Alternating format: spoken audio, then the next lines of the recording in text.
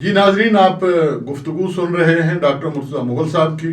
موضوع ہے کہ جو لوگ باطل طریقے سے دوسروں کا مال کھاتے ہیں ان کے بارے میں قرآن میں کیا احکامات ہیں، اور باطل طریقے کون کون سے ہیں جو ہمارے ہاں رائج ہو گئے ہیں، اور جو لوگ یہ کام کرتے ہیں ان کے لیے اللہ تعالیٰ کی طرف سے کیا وعید ہے اور کیا سزائیں ہیں۔ ڈاکٹر صاحب، آپ نے پہلے حصے میں ہمیں بتایا کہ کس طرح جو ہے وہ قرآن پاک جو ہے وہ ان باطل طریقوں سے روکتا ہے کہ اس طرح نہ کریں، لیکن ہمارے معاشرے میں کون سے طریقے ہیں جن کو ہم کہہ سکتے ہیں کہ یہ حرام مال کمانے کے طریقے ہیں، یہ باطل مال کمانے کے طریقے باطل ہیں؟ بیسیکلی تو بیگ صاحب دیکھیں، دنیا کو بہتر بنانے کے لیے مال ہو یا اختیار ہو، اقتدار ہو، یہ چیزیں حاصل کرنا میں سمجھتا ہوں لازم ہے ہم پر۔ آپ کسی جگہ بیٹھے ہوں گے تو کسی کا بھلا بھی کر سکیں گے نا۔ آپ اگر گھر کی کوٹیا میں ہی بیٹھے ہوئے ہیں اور بہت آپ نیک آدمی ہیں تو دنیا کے کام کے تو نہیں ہیں آپ، ٹھیک ہے، اللہ جنت ملے گی، لیکن یہاں کے لیے اللہ اسے فضل اور خیر کے نام سے پکارتا ہے۔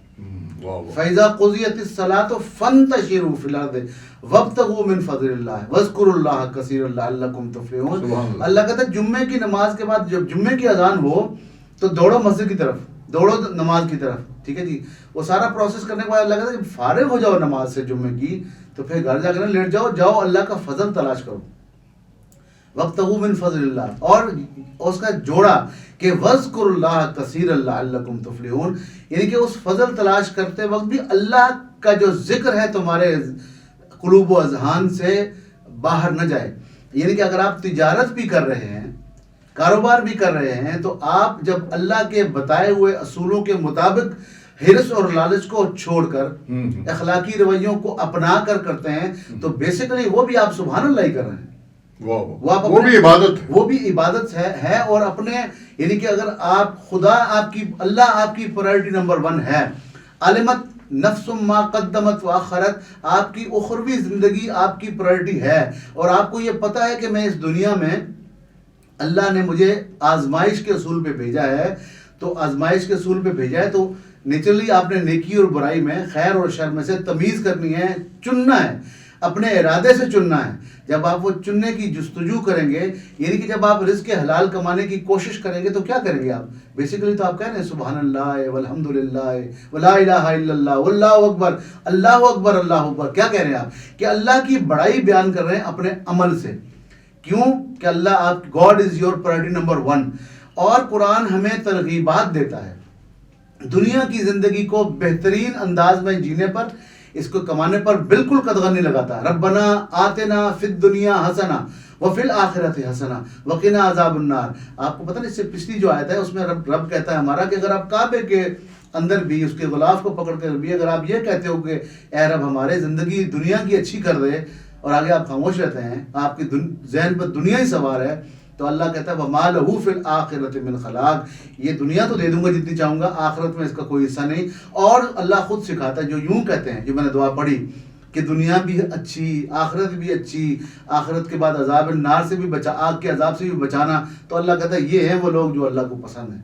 تو بات یہ کہ ہم نے اس دنیا میں رہنا ہے، دنیا کو جینا ہے، بھرپور جینا ہے، ہر چیز کما کر جائز مینز کے ساتھ جینا ہے، اور یہ جان کے جینا ہے کہ یہ دنیا ایک امتحان ہے، آخرت کو ٹارگٹ بنا کے جینا ہے۔ اگر آپ اس طرح جی رہے ہیں، لا تعمل ابصار، قرآن گلا کرتا ہے لا تعمل ابصار، یہ آنکھ اندھی نہیں ہوتی، ولکن تعمل قلوب التی فی الصدور، یہ جو آپ کے اندر دل ہیں یہ اندھے ہو جاتے ہیں۔ اور قرآن گلا کرتا ہے کہ لہم قلوب لا یفقہون بہا، ہم نے ان کو دل دیے اس سے سوچتے نہیں، ولہم اعین، آنکھیں دیں، لا یبصرون بہا، یہ اس سے دیکھتے نہیں، ولہم آذان، کان دیے، لا یسمعون بہا، ان سے سنتے نہیں، اولئک کالانعام بل ہم اضل، یہ جانوروں کی مانند ہے، کھاتا پیتا تو جانور بھی ہے جی، بعض کا شاید ہم سے صحیح کہا رہتا ہو، تو اولئک کالانعام بل ہم اضل، یہ جانوروں کی مانند ہیں بلکہ جانوروں سے بھی زیادہ۔ تو آپ دیکھیں بیگ صاحب، کہیں قرآن مجید ہم کو منع نہیں کرتا۔ قرآن منع کس چیز سے کرتا ہے؟ قرآن نے جب یہ کہہ دیا کہ لا تاکلوا اموالکم بینکم بالباطل، اگلی 7 آیت میں جوڑ کے کہا کہ مال وہاں نہ پہنچاؤ تاکہ دوسروں کا حق نہ کھاؤ، تو بیسیکلی اس نے آپ کو ایک اصول اور قانون دے دیا۔ اس کے اندر رہ کر ہر چیز، یعنی کہ آپ کو رشوت لینے سے منع کر دیا تو رشوت دینا خود بخود منع ہو گئی، آپ کو چوری سے منع کر دیا، آپ کو غلط بیانی سے منع کر دیا، آپ کو اس انداز سے منع کر دیا، جہاں تک سرکار کی حدیثیں ہیں کہ آپ اپنے مال کا عیب بتا کر بیچو، چھپا کر نہ بیچو. یہ کیا ہے؟ اچھا یہ اللہ کے رسول نے ہمیں بتا دیا.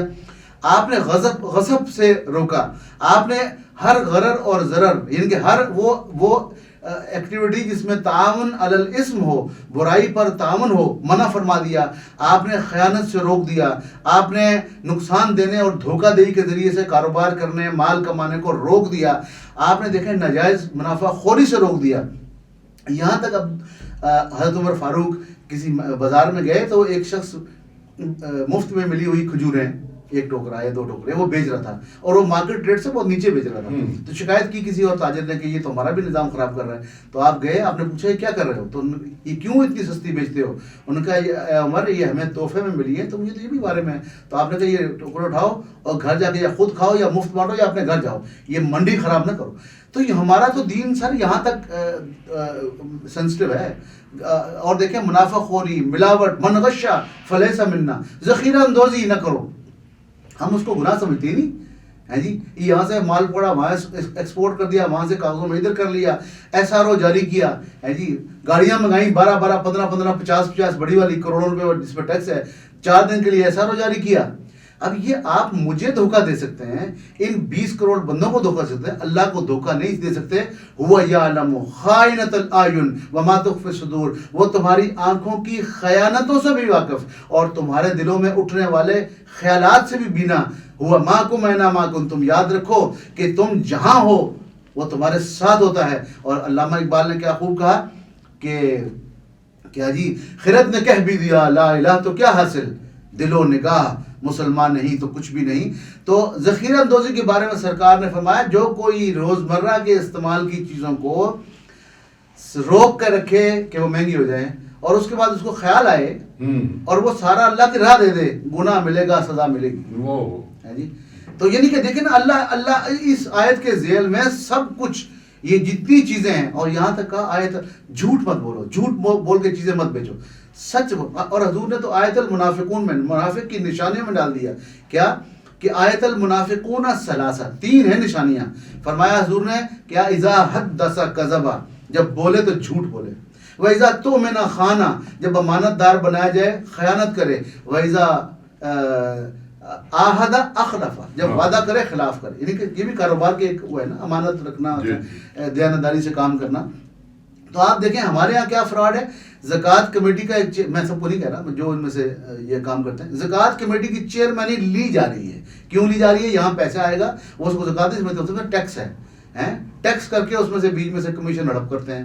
کوئی ڈیل کرائی کمیشن، وہ ظالموں یہ سارا زکوٰۃ کا پیسہ ہے. اسلامی نظم میں، اسلامی نظام حکومت میں زکوٰۃ کے سوا حکومت لے ہی کچھ نہیں سکتی. آپ دیکھیں اشتہار دے رہے ہیں کروڑوں روپے کے، بیچ میں سے ڈنڈی ہے جی. آپ دیکھیں بینکوں سے لون لے رہے ہیں، بعد میں جعلی کاغذ دے کے اس کو معاف کرایا جا رہا ہے. سڑک بن رہی ہے، فراڈ ہے جی. وہ دیکھیں نا چین میں سڑک بنی، غلط بنی نا، تو انہوں نے آ کے ناپ تول کیا، انہوں نے کہا تو غلط ہے جی. تو بلا لیا گیا اوور سیئر کو بھی، جتنے لوگ ہوتے ہیں ٹھیکیداروں سمیت، ایک نے اس پہ ڈالا، اس نے اس پہ ڈالا، تو انہوں نے رولر منگا کے نا تینوں کو لمبا ڈالا اور چلا دیا. انہوں نے کہا آپ کرو، اب کو سڑک وہاں غلط بنائے. افغانستان میں دیکھیں سزا ہے، اللہ نے کہا السارق والسارقہ، چور مرد ہو چور عورت ہو، فاقتلوا ایدیہما، ان کے ہاتھ کاٹ دو. اللہ کو ہمارا دشمن تو نہیں، اللہ ہم سے 70 ماؤں سے زیادہ پیار کرتا ہے، لیکن معاشرے کو تباہی سے بچانے کے لیے اللہ نے یہ قرآن مجید میں دیا نا. ہم کہتے ہیں جی ظالمانہ کام ہے، بھائی ظالمانہ کام ہے جو میرے گھر میں آ کے میری ساری زندگی کی حق حلال کی جمع پوجی لے جائے، پھر مجھ سے کوئی پوچھے اس کو کیا کرنا چاہیے تھا، میں تو بولوں گا قتل کرنا چاہیے. اللہ نے تو پھر ہاتھ اڑا رکھے ہے، یعنی کہ آپ اللہ نے تو ہاتھ کاٹے ہیں. اور ایک دفعہ آپ 4 بندوں کے ہاتھ، یعنی قومی خزانے کو نقصان پہنچانا، اور کرپشن بھی اسی میں. سر دیکھیں کرپشن بھی اسی میں ہے، کرپشن بھی اسی میں ہے، زکوٰۃ کے پیسے کھانا بھی اسی میں ہے، کمیشن بھی اسی میں ہے، اپنے اختیار اور اقتدار کا ناجائز استعمال کر کے، ایس آر او جاری کر کے. کہ آپ نے دیکھا نا جی، یہاں یوں بھی ہوتا ہے، ایک جگہ پہ زمین کا ایک بہت بڑا ٹوٹا لے لیا، اس کے بعد اس میں سے اندر سے سڑک گزار دی، وہاں کوئی اسپتال بنا دیا. اس سے کیا ہوا کہ ایک سوسائٹی نما چیز بن گئی. وہ جو چیز آپ نے 20,000 روپے کنال لی تھی وہ کم از کم 20 لاکھ روپے کنال بکتی ہے. تو یہ بھی تو سر اپنے اختیارات کا, یہ سب کو تو ایکسیس نہیں اس کام میں. تو یہ کمیشن ہم اس کو سمجھتے نہیں, یہ قومی دولت ہے. دیکھیں جی, حرام جو ہے وہ میں ذات میں کروں, انڈیویجول سے کروں, معاشرے سے کروں, حکومت سے کروں, یہ سارے اسی آیت کی ذیل میں آتے ہیں, بالکل اسی آیت کی ذیل میں آتے ہیں. اور میں تو یہ یہاں تک جاتا ہوں, سوچتا ہوں کہ منافع کمپٹیشن کمیشن بنا سکتے ہیں, تو آپ کیوں نہیں وفاقی شرعی عدالت کو اپروچ کرتے, حکومت ان کو آرڈر دے کہ آپ منافع خوری کی بھی ایک جائز حد رکھیں. یہ تو نہیں ہے کہ ایک بندہ وہی کام کرے تو وہ 10 روپے کمائے, دوسرا کرے تو 5,000 روپے کما لے. یہاں ایسا بھی بلیک میلنگ تو نہیں ہونی چاہیے. اور سب سے بڑی بات ہے کہ بیگ صاحب مجھے کچھ سمجھ نہیں آ رہی بات, تو حضور نے فرمایا سل نفسک, اپنے نفس سے پوچھ. جب تو اپنے نفس سے پوچھے گا تو جو کام تجھ سے کیا جائے اور تجھے برا لگے وہ تو دوسروں سے کرے گا تو ان کو اچھا لگے گا. یہ تو تیرا خود ضمیر ملامت کرے گا. اور قرآن کا ہم کیا کرتے ہیں, گوشت حلال خریدتے ہیں جی, گوشت اس طرح کی چیزیں ہم حلال بڑا زور دیتے ہیں جی, اور اس کی جو آمدنی پیچھے جس سے خرچ کر رہا ہوں وہ حرام کا ہے, تو پھر وہ گوشت کہاں سے حلال ہوا؟ پوری دنیا آج پریشان ہے صرف اس عمل سے کہ وہ قوانین بنا رہے ہیں. یہ کیا ہے منی لانڈرنگ اور فلانا, ہم تو اس کو کبھی زندگی میں, آپ نے اور ہم نے, ہمیں بوڑھے ہو گئے ہیں, ہم نے کبھی اس کو گناہ سمجھا ہی نہیں. ہنڈی کے ذریعے پیسے بھیجنا, منی لانڈرنگ کرنا, آج دنیا پریشان ہے کہ یہ ظلم کا نظام ہے, اس سے معاشرے تباہ ہو رہے ہیں. الہامی کتب نے ہزاروں سال پہلے یہ لکھ دیا, اور میں نے جو آیت پڑھی یہ بھی 1,500 سال پہلے تو آئی ہے, اور اس سے پہلے بھی یہ آیتیں اس طرح کی پہلی کتابوں میں بھی آئی ہیں. تو یہ نشاندہی انہوں نے کتابوں نے کر دی. آج معاشرے اس پہ قوانین سازی بھی کر رہے ہیں, سزائیں بھی سجیسٹ کر رہے ہیں تاکہ معاشروں کو بچا لیا جائے. تو معاشروں اس سے پوچھا جائے کہ کیوں کر رہے ہیں, اس لیے کہ معاشرے میں بیگ صاحب بد اعتمادی پھیل رہی ہے, اور اس حد تک پھیل رہی ہے کہ لوگوں کا ایک دوسرے, میرا آپ سے اعتبار اگر اٹھ جائے, آپ کا مجھ سے اٹھ جائے, تو پھر کائے کا معاشرہ ہے. ناظرین, آپ نے ڈاکٹر مرتضیٰ مغل صاحب کی گفتگو سنی کہ کس طرح ہمارے ہاں باطل طریقے سے مال کھانے کے کیسے کیسے خوش نما جو ہیں وہ نعرے بنا لیے گئے ہیں, ان کو کمیشن کا نام دے دیا گیا ہے. ملتے ہیں ایک وقفے کے بعد.